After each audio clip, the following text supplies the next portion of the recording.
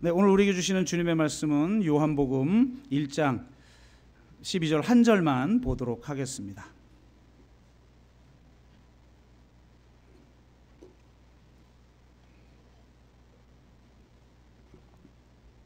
네, 같이 한 목소리로 읽겠습니다. 영접하는 자, 곧 그 이름을 믿는 자들에게는 하나님의 자녀가 되는 권세를 주셨으니. 아멘.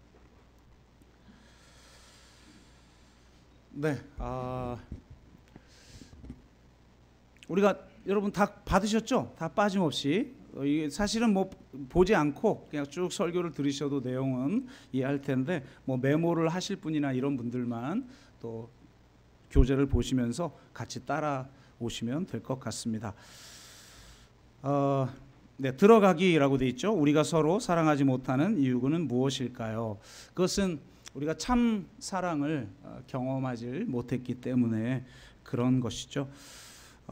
사랑을 받아본 사람이 사랑을 잘 할 수 있다, 이런 말이 있듯이 우리가 참 사랑을 먼저 경험해 보아야 그 다음에 우리도 온전히 서로 사랑하면서 살아갈 수 있는 것이죠. 자, 참사랑이 무엇인지 알기 위해서는 우리가 어떤 존재인지를 먼저 점검하는 게 필요한 것 같습니다. 오늘 1번에 보면 우리가 하나님의 자녀다라고 말을 합니다. 예수를 믿으면 믿음의 자녀가 되는 권세를 얻습니다. 요한복음 1장 12절 13절 영접하는 자 곧 그 이름을 믿는 자들에게는 하나님의 자녀가 되는 권세를 주셨으니 이는 혈통으로나 육정으로나 사람의 뜻으로 나지 아니하고 오직 하나님께로부터 난 자들이라. 아멘. 네. 혹시 이 영상으로 예배 드리는 분들은 이 교재를 실물로 받아보질 못하실 수 있어서 저희가 교회 밴드에 이 파일로 다 올려드렸으니까 그 파일을 다운 받으셔서 온라인으로 보시면 되겠습니다. 자, 자녀가 되었다는 건 하나님을 아버지로 모시는 부자 관계를 맺게 됨을 의미하죠. 마태복음 7장 12절 말씀, 너희가 악한 자라도 좋은 것으로 자식에게 줄 알거든 하물며 하늘에 계신 너희 아버지께서 구하는 자에게 좋은 것으로 주시지 않겠느냐, 이렇게 말씀하십니다. 우리는 하나님의 자녀가 되었기에 하늘에 계신 하나님을 우리의 아버지라고 고백할 수 있는 특권을 가지게 되었습니다.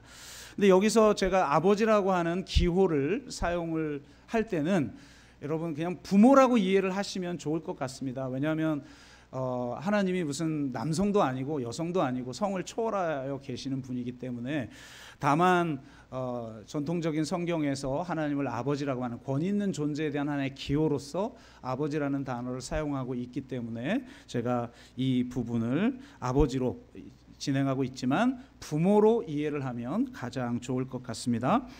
두 번째, 성경의 핵심은 좀 넘어갑니다. 전체 맥락에 맞질 않아요.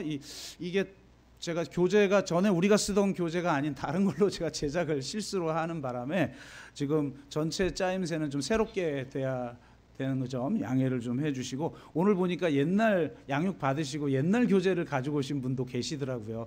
근데 내용이 좀 바뀌었다라는 거 양해를 해주시고 새 교재로 보셔야 합니다. 세 번째, 아버지의 사랑을 볼까요? 신앙생활의 핵심은 자녀에 대한 아버지의 사랑을 확신하는 겁니다. 하나님의 사랑을 확신한다는 건 하나님과의 관계가 바르게 형성되었다는 걸 의미하죠.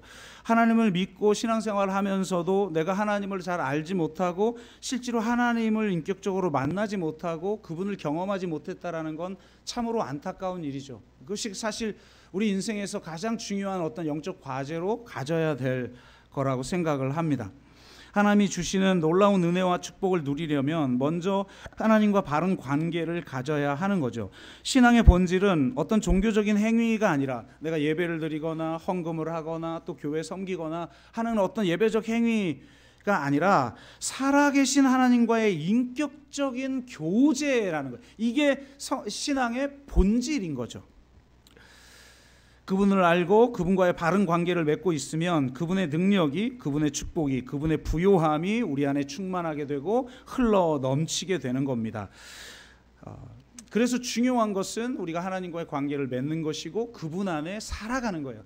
내가 그분 안에 있고 그분이 내 안에 있는 이런 깊은 일치 속에서의 인격적 교제, 이것이 바로 신앙의 본질인 겁니다. 그래서 먼저 우리가 그분 안에 있는 게 중요해요. 우리가 주님을 위해서 살아가는 것보다 먼저 주님 안에 거하는 삶을 살아야 해요. For Christ가 아니라 in Christ를 먼저 경험해야 하는 거예요. 내가 in Christ를 경험해 보지도 못하면서 내가 주님을 위해서 뭔가 살아야 돼 라고 해봤자 내 의지로는 그 목적을 이룰 수 없다는 겁니다. 우리가 그리스도 안에 있을 때 그리스도가 공급하는 충만한 은혜와 능력으로 그리스도를 위해서 살아갈 수 있는 거죠. 요한복음 15장에서 주님은 나는 포도나무요 너희는 가지니 너희가 나를 떠나면 아무것도 할 수 없다고 말합니다. 저는 이 말씀이 너무 신비한 것 같아요. 여러분, 나무 그러면 뭐죠? 뿌리, 줄기, 가지 다 합쳐서 나무라고 그러죠. 그러니까 뿌리, 줄기, 가지 합친 그 존재라는 거예요, 주님은. 그런데 우리가 그분의 가지예요. 나무 안에 가지가 들어있는 거 아니에요. 주님은 줄기고 나는 가지가 아니라 주님은 나무이고 나는 가지라는 겁니다. 그러니까 그분과 내가 분리가 될 수 없는 거예요. 우리가 그분 안에 있고 그분이 우리 안에 있음으로 말미암아 분리될 수 없는 깊은 일치감 속에서 우리는 신앙을 살아내는 거죠.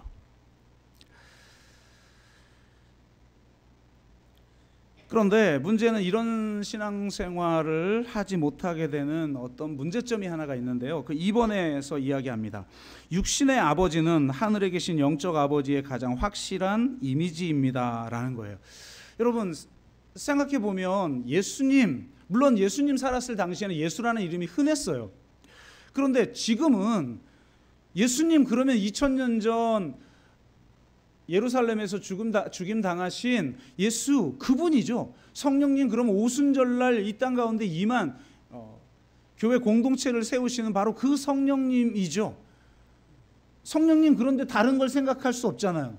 예수님 그런데 다른 어떤 사람을 생각할 수 없잖아요.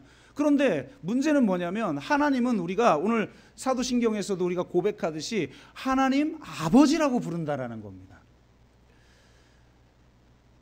그렇기 때문에 우리가 생각하는 우리의 육신의 아버지와 연결되는 측면이 있다는 거예요.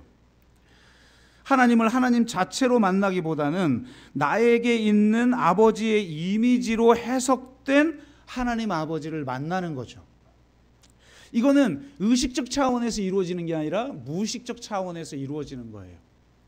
그러니까 실제 내가 머리로 생각하고 있는 것과 내 실제 감정과 정서하고 전혀 다른 삶을 우리는 살아갈 수 있는 거죠. 이게 문제인 거죠. 그래서 머리서부터 가슴까지가 이 세상에서 가장 먼 거리라고 하잖아요. 육신의 아버지로부터 상처받은 사람은 하나님에 대한 왜곡된 이미지를 가지게 된다는 겁니다. 하나님에 대한 왜곡된 이미지를 가지고 있기 때문에 하나님을 오해하게 되고 참 하나님을 경험하지 못하는 경우가 너무나 많다는 거죠. 하나님이 은혜와 사랑을 주어도 그것을 왜곡해서 받아들이기 때문에 그분의 풍성한 사랑과 은혜를 온전히 누리지 못하게 되는 거예요. 대중기도를 아주 잘하는 분인데 개인 기도는 1분도 못하는 분이 있어요. 도저히 이해할 수 없어서 이제 담임 목사님을 찾아가 상담을 했는데요. 담임 목사님도 이런 경우는 처음 본 거예요. 어떻게 이럴 수가 있지? 보통은 개인 기도 잘 못하면 대표 기도도 잘 못하잖아요. 그런데 왜 이럴까 하다가 뭐 이런 걸 점검해보고 저런 걸 점검해봐도 답이 잘 안 나왔는데 우연히 이 목사님이 여자 성도님에게 아버지에 대해서 한번 이야기해 보라고 이야기를 했어요. 그런데 이분이 깜짝 놀란 거죠. 갑자기 아버지에 대해서 이야기하라고 그러는데 이 여자 성도님이 갑자기 울기 시작하는 거예요. 뭔가 문제가 있구나라는 걸 감지하고 이제 그 부분에 좀 집중하기 시작한 겁니다. 그러면서 이제 그 아버지에 대한 이야기를 하도록 유도를 했는데 워낙 담임 목사님을 신뢰하다 보니까 이 여자 성도님이 드디어 자기 안에 누구에게도 남편에게도 이야기하지 않았던 가족에 대한 이야기를 하기 시작합니다. 그 중에 그 아버지에 대한 이야기가 좀 충격이었는데요. 그 아버지가 매일 술을 먹고 들어와가지고, 참 옛날에는 이런 사람들 많았던 것 같아요. 요즘은 그런 분들 많이 없는데 술 먹고 들어와서 부인에게 폭행을 하고 심지어 자녀에게도 폭행을 하는 그런 참 나쁜 아버지였고, 더 충격적이었던 것은 이 아버지가 이 딸에게 성추행을 했다라는 사실이었어요. 그러니까 이게 안 되는 거죠.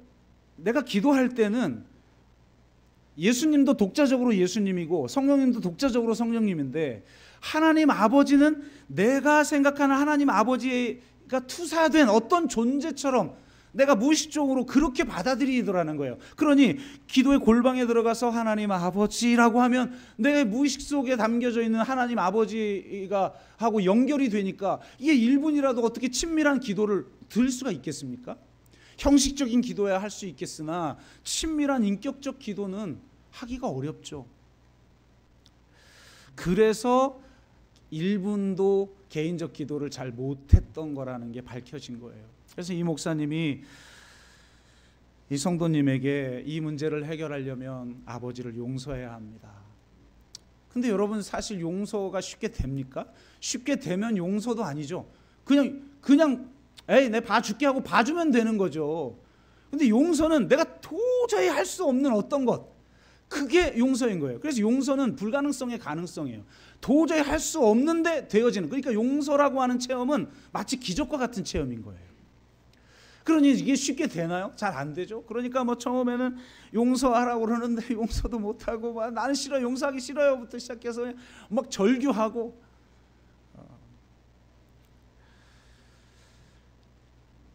그런데 포기하지 않고 천천히, 이 목사님이 굉장히 성숙했던 분인 것 같아요. 이러면 이제 이런 어떻게 작업해야 되는지 잘 모르니까 여기서 포기하게 되는데, 이분이 성숙하게 그 분을 이끌었어요. 용서라는 건 그를 위해서가 아니라 우선 당신을 위해서, 성도님을 위해서 하는 겁니다부터 해서 이제 차근차근 이끄니까 서서히 마음이 열리기 시작을 하면서 나중에는 아버지를 용서하기로 결단을 합니다.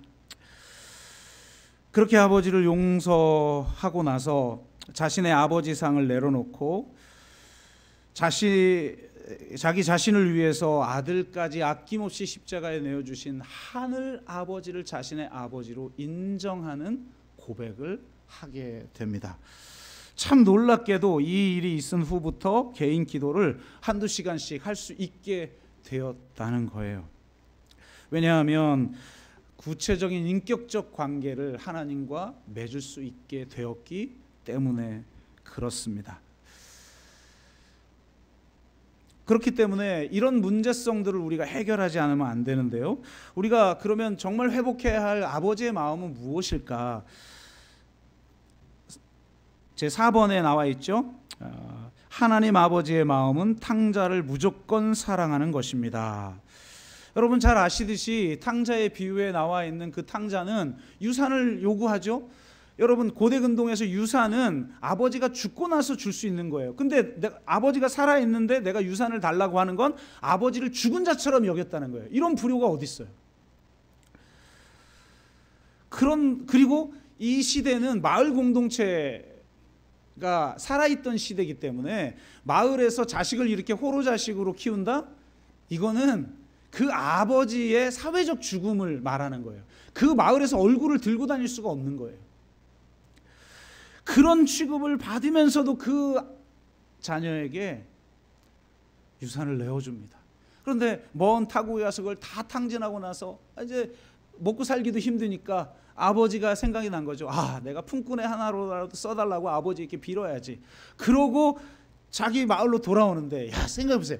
아들이 언제 돌아올지 언제 알고 그 아들이 오는 걸 보고 달려갑니까? 그 말은 매일 있었다는 거죠. 내 아들이 언제 돌아올까? 그 동구 밖에서. 왜 동구 밖에서 기다렸을까? 여러분, 이 시대의 시대상을 알아야 돼요. 예수님이 별명이 있죠. 예수님의 별명 뭐죠? 죄인의 친구요. 그 다음에 먹기를 탐하는 자다. 이게 뭐냐면 동네에서, 심지어는 이 시대는 여러분 옛날하고 요즘하고 비슷하게 생각하면 안 돼요. 요즘같이 그 부모의 사랑, 뭐 낭만적인 가정의 사랑 이런 게 여러분 그 시대는 없던, 지금 여전히 좀 중동에 일부 남아 있는 걸 보면 알 수 있잖아요. 가족의 명예를 해쳤다고 그래가지고 오빠가 동생을 죽일 수도 있는 뭐 이런 문화잖아요. 고대 근동은 다 그랬단 말이에요. 그래서 만약에 아버지가 도저히 내 힘으로는 감당이 안 되는 자식이 있다 그러면 동구, 그러니까 마을 입구에 끌고 와가지고 장로들 앞에서 이는 죄인의 친구고 먹기를 탐하는 자입니다 이렇게 말을 하면 사람들이 돌로 쳐 그 아이를 죽여도 되는 그런 문화였어요. 참 하여튼 이런 시대가 있었다는 게 희한하죠. 그러니까 지금 아버지를 죽은 자 취급했던 아들이 먼 타국 갔다 돌아올 때 혹시 다른 동네 사람들이 먼저 발견하고 죽일 수도 있는 거예요. 그래서 자신이 먼저 발견하기 위해서 동구 밖에서 바라보고 있는데 그 아이가 내가 가다가 혹시 동네 사람들이 나를 해치지 않을까라는 두려움, 혹은 아버지가 나를 내치지 않을까라는 두려움을 가지고 갈까 말까 망설이고 있는데 저 먼 거리에서 먼저 보고 달려가잖아요. 탈무드에 그런 말이 있어요. 아들아 내게로 오라. 네가 올 수 있는 데까지만 와라. 나머지는 내가 가마. 멋진 말이잖아요. 근데 진짜로 상거가 거리가 먼데도 그 아이를 알아보고 먼저 달려가는 거예요. 달려가서 측은히 여겨 달려가 목을 안고 입을 맞춰요. 저는 이 장면이 너무 감동적이에요. 아들이 아버지 내가 하늘 아버지께 죄를 지었사오니 지금부터는 아버지의 아들이라 일컬음을 감당하지 못하겠나이다 이렇게 말을 하자 아버지는 종들에게 명하여서 제일 좋은 옷을 내어다가 입히고 손에 가락지를 끼우고 발에 신을 신겨요. 이거는 아들로서의 신분을 원상회복시켰다는 거예요. 그리고 살진 송아지를 잡아서 잔치를 베풀게 해요. 이것이 하늘 아버지의 사랑이라는 거예요. 무조건적인 사랑, 조건 없는 사랑, 일방적인 사랑. 나를 죽은 자 취급해도 끝까지 그 자녀를 품고 용납하는 이 사랑, 이것이 바로 십자가에 나타난 하나님의 사랑이에요. 왜 도대체 그 십자가를 예수 그리스도가 짊어지고 죽으셔야 되느냐? 나를 전적으로 수용하고 사랑하시는 하나님의 사랑을 알게 하시려고. 우리가 죄인 되었을 때에, 우리가 원수 되었을 때, 우리가 연약할 때에 먼저 우리를 사랑하셔서 십자가의 죽으심으로 하나님 아버지의 사랑을 우리에게 확증하여 주시잖아요. 이 사랑, 여러분 이 사랑이 우리를 기다리고 있는 거예요. 그리고 사랑은 이번 지식이 아니라 경험입니다. 그러니까 이 사랑을 여러분 이렇게 지금 머리로 듣잖아요. 그렇지, 예수님의 사랑을 해야 신은 사랑이니까 신이겠지. 사랑도 아닌 존재가 무슨 신이겠어? 그래서 내 머리로는 이해해. 근데 문제는 이게 우리 가슴으로 받아들여지느냐. 하나님을 내가 인격적으로 만나고 경험하느냐. 이게 중요한 거죠. 그래서 하나님에 대해서 아는 것과 하나님을 아는 것은 다른 거죠. 하나님에 대해서 아는 것은 지식적으로 아는 것이지만 하나님을 아는 것은 관계적으로 아는 거예요. 차원이 다른 거예요. 인격적으로 만나고 서로를 경험적으로 아는 것, 그것이 진정으로 아는 것이죠. 하나님을 안다라고 할 때 히브리어가 야다라는 단어예요.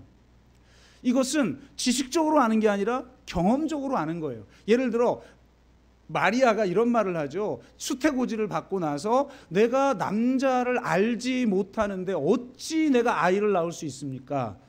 이거는 무슨 백과사전 보고 남성은 무엇이다, 무슨 프로필 보고 누군가에 대해서 그런 사람이다, 그 아는 건 말하는 게 아니잖아요. 경험적으로 아는 것이죠. 여러분도 사람에 대해서 겪어봐야 알잖아요. 부부도 그렇고 연인들도 그렇고. 여러분 그 사람의 이력서 보고 프로필 보고 그래서 뭐 알 수 있습니까? 사교도 보고 결혼도 하고 그래서 산전수전 공중전 화생방전 다 겪어보면서 이게 인간이구나. 그 존재를 온전히 있는 그대로 받아들이는 거죠.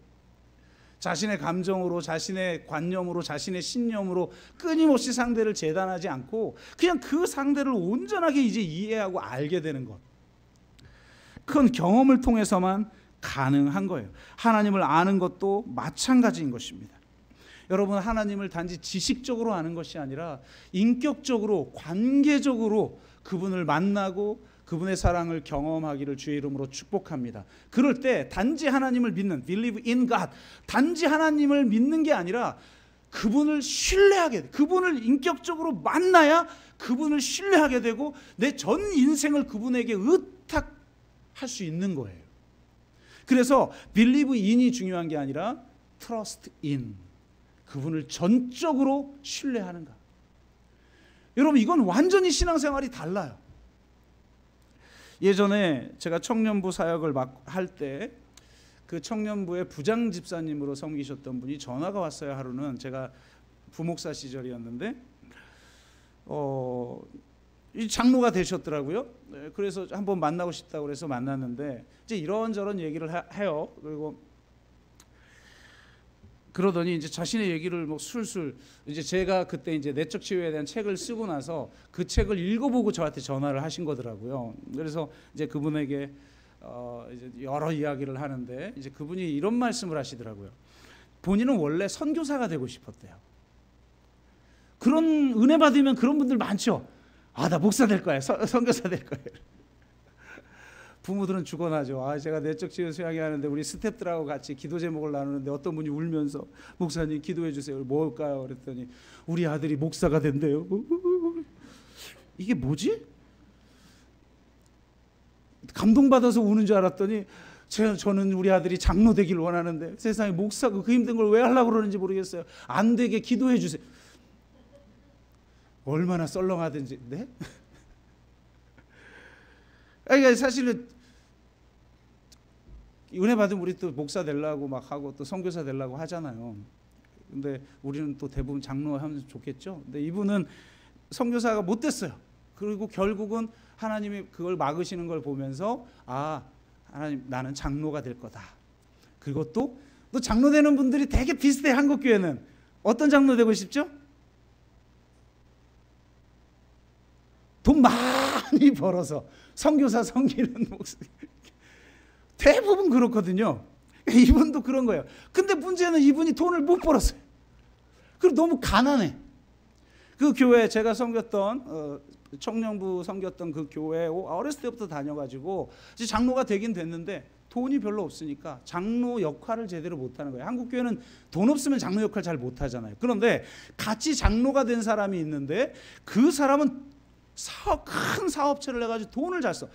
교회 섬기지도 않는데 주일날 예배만 드리, 겨우 그분 표현에 의하면 주일날 겨우, 그것도 지각을 한대. 꼭 장로가 꼭 지각하고 그냥 주일 예배도 겨우 드리는 장로가 무슨 교회 행사 있다 그러면 돈을 빡빡 내니까 자기는 뭐 새벽 예배부터 철야 예배, 수요 예배, 그 다음에 무슨 부서 섬기는 거 온 걸 다 해도 뭐 행사 있을 때 뭐 낼 게 아무것도 없으니까 그냥 이름도 없이 빚도 없이 섬기는데 그 장로는 막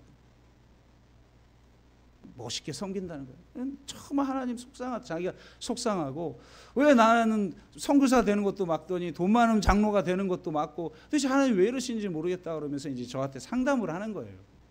근데 제가 여러 이야기를 했는데 그중에 오늘 주제와 관련돼서 한 가지 이야기를 그분에게 드렸어요. 장로님, 제가 볼 때 장로님은 하나님을 믿기는 하는데 하나님을 신뢰하진 않는 것 같아요. 그랬더니 그분이 그게 다른 건가요? 다르죠. 내가 정말 하나님을 만나 하나님을 온전하게 신뢰하게 되고 내 전 삶을 그분에게 맡기게 되면 내 지금의 삶이 아무리 고단하고 열악하고 가난하고 병들고 힘들어도 하나님께 감사할 수 있어요. 그리고 그 상황을 통해서 이루시려고 하는 하나님의 뜻을 발견하려 하고 그 뜻을 이루는 것만으로도, 나의 삶의 자리 속에서 그 뜻을 이루는 것만으로도 영광스럽게 생각하는데 장로님은 지금 그러지 못하는 걸 보면 믿기는 하나 신뢰하지는 못하는 것 같아요. 그랬더니 그분이 굉장히 충격을 받으시면서 자기 자신을 돌아보았던 그런 경우가 있어요. 여러분, 진짜 신앙은 인지적으로 동의하는 게 아니에요. 인격적으로 하나님을 만나 그분과 인격적 관계를 맺고 그분을 전적으로 신뢰하면서 내 삶을 온전하게 맡겨드리는 거예요. 그래서 삶이 내가 기대하는 것과 다르게 흘러도 온전히 그것을 수용하게 되고 내가 그 속에서 어떻게 하나님의 뜻을 이루어 드릴까라고 하는 생각을 갖게 되는 거예요. 다르죠.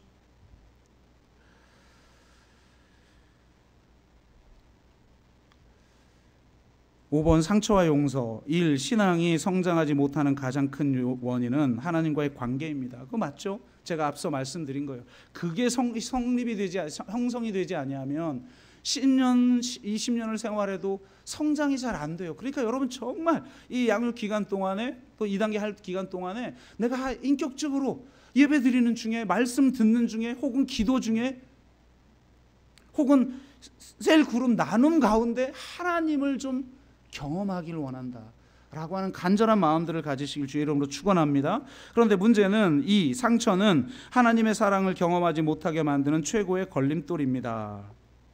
그러니까 하나님과의 관계를 회복해야 하는데, 정립해야 되고 회복해야 하는데 그것을 가로막는 게 상처라는 거예요. 우리는 살아오면서 부모나 형제자매나 혹은 가까운 이웃으로부터 상처를 받죠. 특히 인간은 어릴 때 부모로부터 충분한 사랑과 인정을 받아야 건강한 자아가 형성되어지는데 이게 사실은 쉽지가 않다는 거예요. 왜냐? 우리는 부모 역할을 처음 해봐요. 그리고 참 부족한 사람들이에요. 저는 나름대로 우리 부모님처럼 되지 않아야지라는 마음을 가지고 살았어요. 그래서 나름대로 목회자도 되고 또 상담 공부도 하고 내적 치유도 하면서 참 내가 잘할 거라고 생각했는데 참 이제 아이들이 크면 클수록 참 부족하구나. 이걸 너무 많이 느끼는 거예요. 내가 아무리 잘하려고 해도 아이들에게 결핍을 줄 수도 있고 상처를 줄 수도 있는 존재구나. 그게 인간이고 그게 부모구나.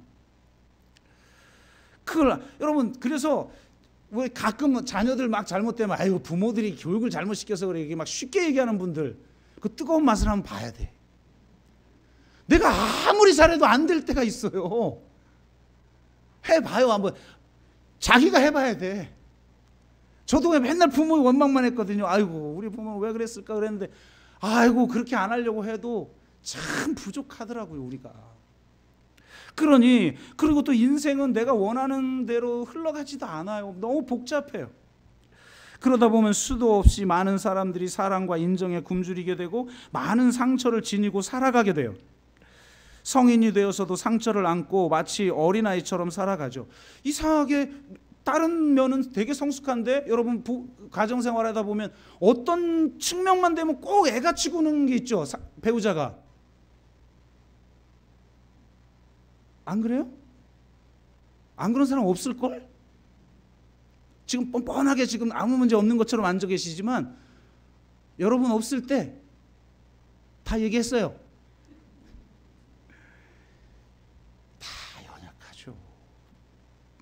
그 어린아이가 드러나요. 그래, 왜 저런 다른 건 다 성숙하게 대응하는데 저런 면만 오면 왜 이해되지 않는 방식으로 저렇게 행동을 하지? 나름대로 살아오면서 생존 방식이 삶의 방식이 되어버리는 것도 있고, 그거를 심리학에서는 내 마음속에 있는 어린아이, 어떤 분은 울고 있는 어린아이라고도 이야기를 하고, 성경에서는 우리 내면 깊숙한 곳에 있는 쓴뿌리다라고도 이야기를 하죠. 그러니까 이게 하나님과의 관계를 가로막고 사람들과의 관계도 왜곡하게 만든다는 거예요. 특히 육신의 아버지로부터 좋지 못한 경험을 했을 경우 하나님 아버지와의 관계를 막는 경우들이 너무 많다는 거예요.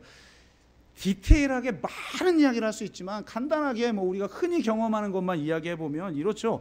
엄격한 유교적인 배경에서, 물론 요즘 시대는 정반대가 드러나고 있지만 저희 시대만 해도 이런 게 굉장히 많았죠. 엄한 아버지 밑에서 자란 사람, 거의 아버지가 군인 같고 집은 온통 군대 같고 아버지만 오면 온 가족이 벌벌 떠는 집에서 자란 사람은 하나님을 무서운 심판관으로 여기게 돼요. 매우 율법적인 사람이 되는 거죠. 내가 이것을 지켜내지 않으면 내가 벌을 받을지도 모른다라는, 이거는 내 머릿속에서가 아니라 내 정서와 감정 속에서, 무의식 속에서 일어나는 걸 말하는 거예요. 또 육신의 아버지로부터 버림받은 경험을 한 사람이 있어요. 그러면 하나님도 나를 버리실지도 모른다라고 하는 그러한 불안감, 이건 존재적 불안감이에요. 대상 없이 불안한 거죠. 이거는 하나의 어떤 정서라고 하는 거예요. 정서. 그런 속에서 살아가는 거죠. 갖다 버린다는 아주 협박, 아버지의 무서운 협박을 받고 자라기도 하고, 어떤 사람은 쫓겨나서 어두움 속에서 공포를 경험하기도 하고, 그랬던 사람이 하나님 아버지라고 과연 인격적으로 부를 수 있을까?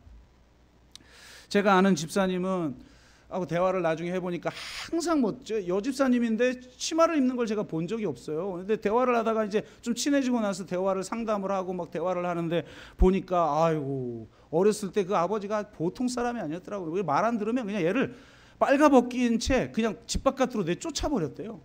그러니까 옛날 어른들은 왜 그랬는지 몰라. 하여튼 참, 네? 빨가벗긴 채 여자아이를? 그러니까 자기 그 수치, 그때 경험했던 그 수치가 내면에 쌓여 있어요. 그래서 항상 수치감이 내면에 있으니까 여자처럼 보이기도 싫은 거죠. 그래서 항상 그분 멀리서 보면 남자예요. 아, 그게 문제, 여러분, 그게 문제. 남자처럼 되면 안 되나요? 그걸 말하는 게 아니잖아요, 지금. 내 본래 성품을 거스르는, 성향을 거스르는 행동을 하는 안에 있는 역동이 문제라는 거잖아요.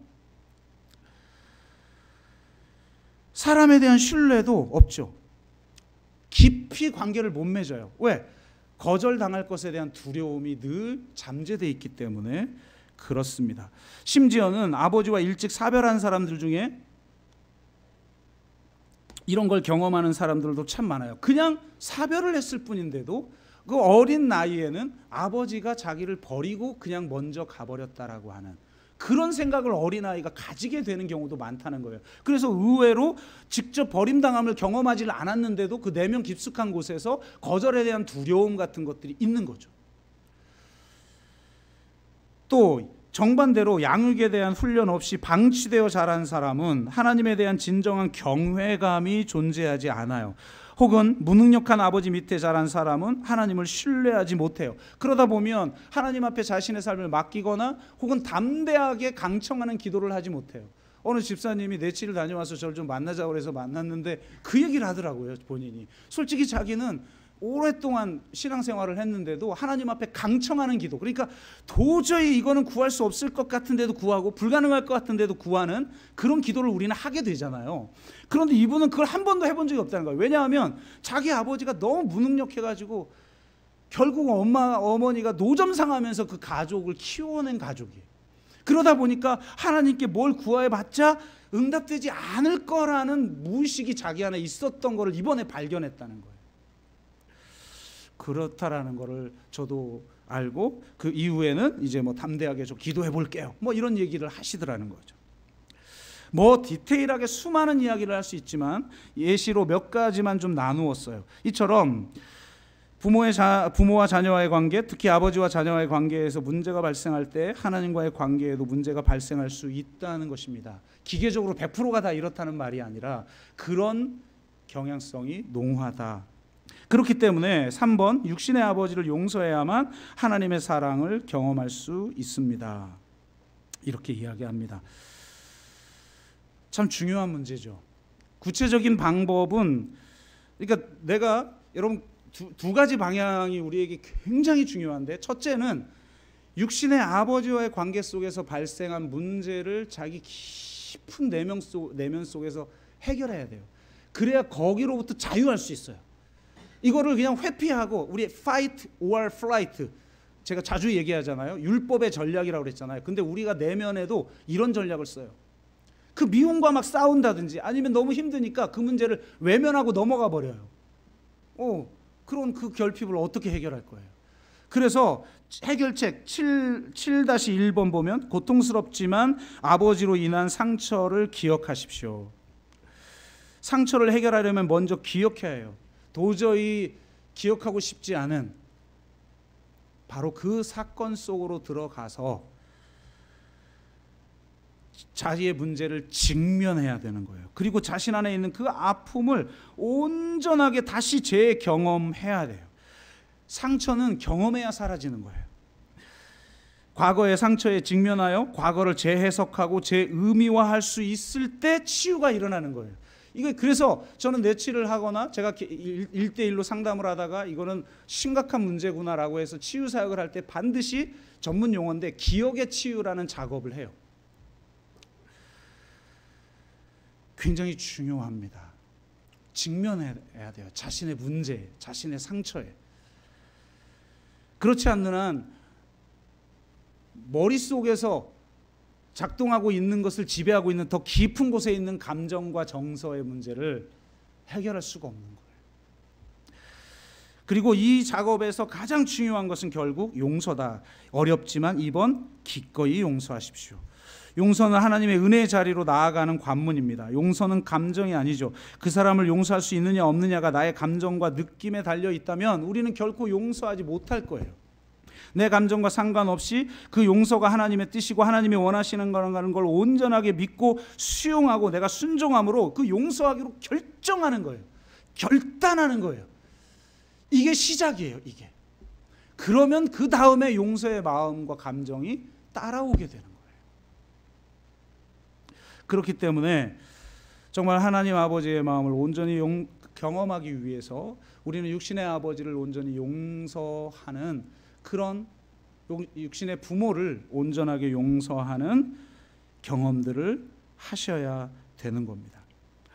찰스 스탠리라고 하는 목사님이 계셔요. 미국에서는 아주 전설적인 목사님이신데 이 목사님이 대형교회 엄청난 큰 대형교회를 일구신 분이죠. 또 책도 워낙 좋은 걸 많이 쓰셨고 그런데 이분이 사실은 아버지가 일찍 돌아가셔요. 생후 7달에 먼저 돌아가셨는데 어린 아이가 아버지에 대한 어떤 그리움이 있는 것을 감지하고 이 어머니가 재혼을 하게 됩니다. 얘에게 아버지를 선물해야 되겠구나.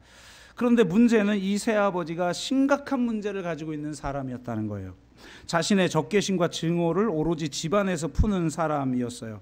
그래서 찰스는 난폭한 새 아버지 밑에서 점점 반항적인 사람이 되어 갔습니다. 그러다가 우연히 교회를 다니게 되고 예수를 믿게 되고 워낙 뭐든지 열심히 하니까 사람들한테 인정받고 그래서 결국 목회까지 하게 되었어요. 그런데 그의 내면의 성향이 이 목회에서도 그대로 드러났던 거예요. 찰스는 하나님에 대해서도 나쁜 이미지를 발전시켰다고 합니다. 그의 학문과 신학은 훌륭했지만 하나님에 대한 뿌리 깊은 감정은 왜곡되어 있었어요. 하나님은 흡사 그의 계부처럼 그의 아버지처럼 둘째 아버지죠. 아버지처럼 멀리 떨어져 계시기만 하고 거칠고 기뻐할 줄 모르는 분으로 보였어요. 하나님에 대한 둔감해진 경험과 어찌할 도리가 없는 아버지의 잔악성으로 인하여 찰스 스탠리는 인정과 수용을 얻기 위해 투쟁해야 돼요. 여러분 반항도 인정받기 위한 하나의 방법인 경우가 많거든요. 그러니까 반항도 하면서 아버지에게 인정받고 싶은 거죠. 그래서 정말 열심히 방황도 열심히 해. 이런 사람들은 방황도 열심히 해. 성공적으로 방황해요.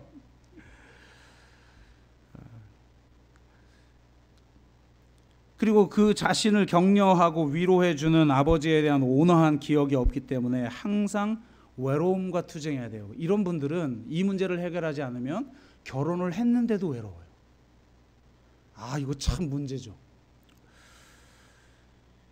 그래서 모든 문제에 대한 해결책은 그가 힘껏 일하는 것이다 라고 생각했어요.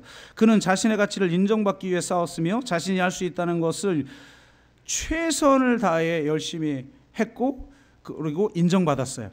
그의 완전주의적인 표준들은 그의 설교 준비에도 투영되어 설교 준비조차도 짐이 되었다고 합니다. 새로이 작성하는 설교는 지난번 설교보다 더 나아야 했어요. 완벽주의적인. 제 안에도 좀 있는 거 이게 준비하면서 보니까 너무 힘들어요. 설교 준비가. 어쨌든 그러니까 결국 이렇게 목회를 하다가 결국 한계에 다다른 거예요. 탈진하게 된 거예요. 탈진으로 인해서 그는 거의 죽다시피 합니다. 성공했지만 그 내면은 공허했고 만족이 없었어요. 그래서 그는 금식하기도 하고 독서하기도 하고 세미나에도 참석했는데요. 또 세미나도 골라서 갔겠죠. 자기가 원하는 대답을 해주는 곳. 보통 그 선택이 이미 자기가 원하는 답을 얻기 위한 선택인 경우가 많거든요. 그 표준적인 해답은 뭐예요? 하나님은 어떤 문제라도 해결할 것이다. 아멘. 당신이 해야 할 모든 일은 오로지 무릎 꿇고 기도하고 말씀을 상고하는 것이다. 그러면 하나님이 해결해 주신다. 아멘. 우리 성도님들도 그런 경우 많죠. 막 힘들어하는 사람한테 그 힘든 종류를 봐가면서 얘기해야 되는데 기도해. 그럼 다 해결돼. 제발 그런 말 좀 하지 마. 기도해서 다 해결됐으면 우리가 이렇게 살았겠어요? 기도해도 해결되지 않는 문제들이 있어요. 그 문제가 무엇인지 제대로 알고 그 문제에 직면하고 그 문제를 해결하는 바른 방법을 알지 못하면 해결이 안 되는 것들이 있어요. 근데 이분은 목사니까 야 이거 더 열심히 봉사하고 내가 기도하고 막 하면 다 나아지겠지. 웬걸요? 안 돼요, 이런 건. 그렇게 더 절망하다가 그는 이제 친구의 도움을 드디어, 항상 도움을 주는 위치잖아요, 초대형 교회 목사니까. 근데 자기 친구, 목회자이기도 하고 어떤 상담가이기도 한 친구 4명과 함께 만남을 갖습니다. 오레곤 마운틴 수련장에 가서 그는 자신의 인생을 처음으로 이야기합니다. 그래서 그 친구들이 한 명씩 그에게 이야기를 해주는데, 마지막 친구가, 이분은 좀, 마지막 친구가 제가 글을 읽어보니까 좀 상담을 전공한 사람인 것 같아요, 느낌이. 그래서 그 친구 찰스 스탠리에게 머리를 테이블에 대고 눈을 감으라고 이야기를 해요. 찰스가 그렇게 합니다. 그 친구가 이렇게 묻죠. 자네의 아버지는 자네를 들어 그 팔에 안았네. 자네는 무엇을 느끼는가? 이 찰스 스탠리가 거기에서 울음이 터집니다. 보통 아버지가 나를 아는 걸 안았을 때 어떤 느낌이냐를 물으면 따스하고 온화해야 되는데 삭막한 느낌, 어떤 감정도 동요되지 않는 그 느낌이 일어나는 건 자기를 발견하고 통곡을 하면서 옵니다. 30분 동안이나 그가 통곡하고 울자 그 이후에 친구들은 그 아버지를 용서하라고 이야기합니다. 그냥 막 방법 제대로 하지 않고 스킬 없이 막 하진 않았겠죠. 전문가니까. 제가 지금 짧게 줄여서 얘기하는 거예요. 그래서 결국은 그는 그의 아버지를 용서하기로 합니다. 그리고 나자 이번엔 다시 그 친구들이 그를 꼭 안아주면서 이번에 그럼 이제 하나님 아버지의 품에 안겨보게 무엇이 느껴지는가 그랬는데, 와, 생전 한 번도 경험해보지 못한 그 따스함, 그게 느껴지는 거예요. 한 번도 경험해보지 못한 안정감과 사랑받는 느낌을 그가 경험을 합니다. 이 따스함으로 인해 그는 자신의 육신의 아버지까지 온전하게 이제 품게 되어지죠. 그는 이 경험을 통해서 자신 안에 있는 문제점을 발견해요. 자기가 통곡하면서 울 때 그걸 깨달았다는 거예요. 내가 하나님은 사랑이시다라고 설교하고 그분을 위해서 열심히 살아야 된다고 생각하고 뭐 그런 설교를 하고 많이 했지만 정작 나는 한 번도 하나님 아버지의 사랑을 온몸으로 경험해 본 적이 없는 거예요. 그러니까 사랑을 모르면서 사랑에 대해서 이야기한 사람이었다는 걸 깨달은 거죠. 그래서 그것을 깨닫고 자기 집에 돌아가서 자기가 그 전에 했던 설교집을 처음부터 다 읽어봤대요. 설교 원고를 봤더니 사랑에 대한 설교가 별로 없더래요. 그렇죠. 자기가 자신 없는 걸 어떻게 설교하겠습니까? 그걸 깨닫고 나서 그의 목회가 완전히 바뀌었다고 그러죠. 교회 성장을 위한 목회가 아니라 정말 사람을 사랑하는 목회, 그런 목회자가 되었다는 이야기를 읽은 적이 있습니다. 이처럼 두 가지 방향 중에 하나는 내 육신의 아버지와의 관계 속에서 발생한 문제, 내 육신의 어머니와의 관계 속에서 발생한 문제를 해결하면 그것이 걸림돌이 되어 경험하지 못했던 하나님의 사랑을 경험하게 된다는 거예요. 그리고 두 번째는 정반대의 방향인데, 내가 하나님 아버지의 사랑을 온전히 경험하게 될 때, 정말 은혜죠. 이 경험할 때 내 육신의 아버지를 용서하고 용납하고 사랑할 수 있게 된다는 겁니다. 그래서 거기 3번에 보면 하나님 아버지의 사랑을 성경대로 받아들이는 겁니다. 이게 굉장히 중요한 거예요. 하나님은 정말 우리를 무조건적으로 사랑하시는 분이에요.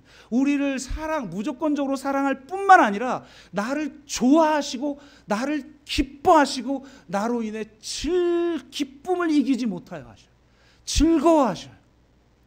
여러분, 이런 하나님을 우리가 만나는 것이 무엇보다도 중요한 겁니다.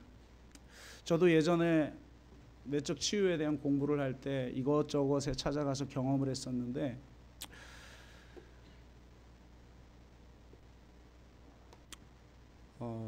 한 세미나에서 그 강사가 그러더라고요. 이제 아버지에 대한 상처받았던 게 있으면 혹시 떠올려 보라, 이렇게 쫙 하면서 한참 시간이 지나고 나서는 그럼 아버지와의 관계 속에서 좋았던 기억들을 떠올려 봐라. 이제 사람들이 이제 떠올려 보겠죠. 그러면서 그 의미를 해석해 주는데, 아무리 상처가 많았어도 분명히 좋은 경험이 있었을 거라는 거예요. 그러니까 그 기억을 떠올려 보면 그때 아버지가 나에게 했던 그게 진짜 아버지의 마음이라는 거예요. 그 사랑을 받아들여라, 이러면서 치유 작업을 하더라고요. 근데 제가 그때 더 상처받았잖아요. 아무리 떠올려고 해도 떠오르지가 않아. 내가 어렸을 때 아버지가 나를 어떻게 했지? 좋은 기억? 떠오르지가 않아요. 그래서 사춘기 이후부터는 매날 집을 떠나도 계셨을 때는 어머니와 싸우고 이혼하고 집이 난장판 되고 그런 기억만 떠오르니까 이게 떠오르지가 않는 거예요. 그래, 아버지를 온전히 수용하기가 어렵죠. 그래서 제가 그 세미나 때, 내적 치유 때 실패를 하고 돌아왔었어요. 그런데 놀랍게 제가 내치에서는 아주 디테일하게 간증을 하지만 진짜 하나님 아버지를 만난 거예요. 실체적으로 나에게 찾아오신 하나님인데, 나를 그냥 사랑하실 뿐만 아니라 내가 아무리 복이 초라하고 내가 죄를 짓고 있고 내가 내세울 게 아무것도 없다라는 생각을 하고 있는 그 나인데도 그 나를 이렇게 있는 그대로 사랑할 뿐만 아니라 나를 좋아하시고 나를 기뻐하시고 나를 즐거워하시는, 폭죽 그 기쁨을 이기지 못해 그 기쁨의 압력이 바깥으로 터져 나와가지고 그냥 폭죽처럼 와, 그게 정말 잊을 수가 없는 날이죠. 제가 자주 말하듯이 5월 19일 그 하나님을 경험하고 나니까 아버지의 마음이 이해되어지고 그 마음으로 저의 아버님을 제가 용서하고, 제가 한 번도 제 아버지 손을 잡아보거나 안아드린 적이 없는데 그 다음에 제가 찾아가서 안아드렸어요. 그리고 사랑하게 되고 마지막까지 세상 떠날 때까지 지켜보고 보내드렸어요. 진짜 하늘 아버지의 사랑, 이게 진짜 사랑이구나를 내가 경험하니까 아버지를 용서하게 되고 사랑하게 되고, 어머니는 더 힘들어요. 더 힘든데 그래도 내 중심에는 용서하고 사랑해. 안 그러면 저 얼굴도 안 봤을 것 같아요. 근데 정말 그렇게 사랑하게 되더라는 거죠. 그래서 결론이 마지막이죠. 아버지의 사랑을 체험한 사람만이 아버지의 사랑을 실천할 수 있습니다. 이게 결론, 일과의 결론입니다. 정말 이 기간 동안에 여러분이 정말 간절하게 나 정말 하나님을 만나고 싶다, 그냥 믿어지는 정도가 아니라, 그리고 내 머리로 이해되어지는 게 아니라 진짜 하나님을 내가 만났다라고 고백할 수 있을 정도로 하나님을 경험하고 싶다, 정말 그 기도 제목을 가지고 기도하시는 저와 여러분 되시기를 주의 이름으로 축복합니다. 우리가 한번 같이 찬양하고 기도합시다. 아바 아버지 같이 찬양하고 기도합니다.